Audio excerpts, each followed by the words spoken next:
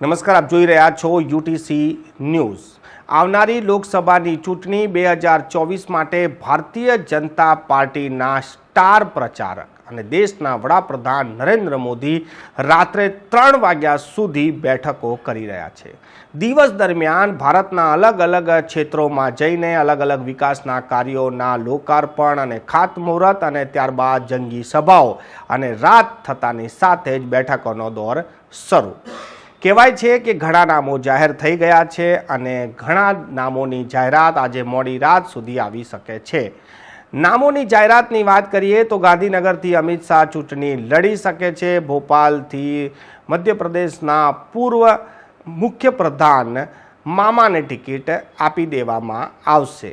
આવા ઘણા બધા નામો છે જેના નામોની જાહેરાત થઈ ગઈ છે, ઔપચારિકતા બાકી છે। અને ગુજરાતની વાત કરીએ તો ગુજરાતમાં પણ નીતિન પટેલ અને વિજય રૂપાણીનું નામ ખૂબ ચર્ચામાં ચાલી રહ્યું છે। શું તેમને પણ આ લોકસભાની બેઠકો પર ચૂંટણી લડાવવામાં આવી શકે છે તેવી પણ ચર્ચા છે।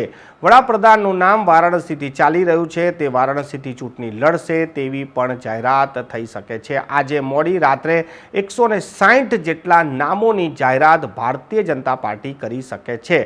આગામી 10 દિવસોમાં તમામ બેઠકોના કોણ ચૂંટણી લડશે તેની જાહેરાતો થઈ જશે।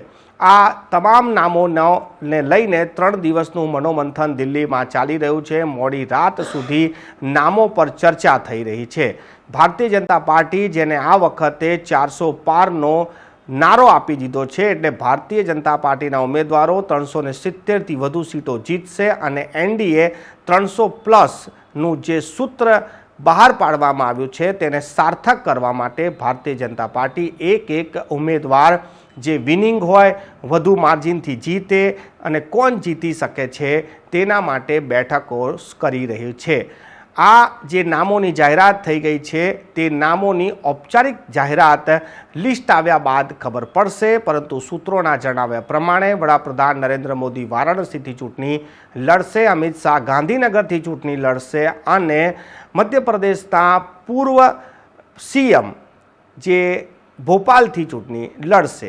આવા અનેક નામો છે, તેમના નામોની જાહેરાત અંદરખાને થઈ ગઈ છે, પરંતુ જે લિસ્ટ છે તે આજે મોડી રાત સુધી જાહેર થઈ શકે છે।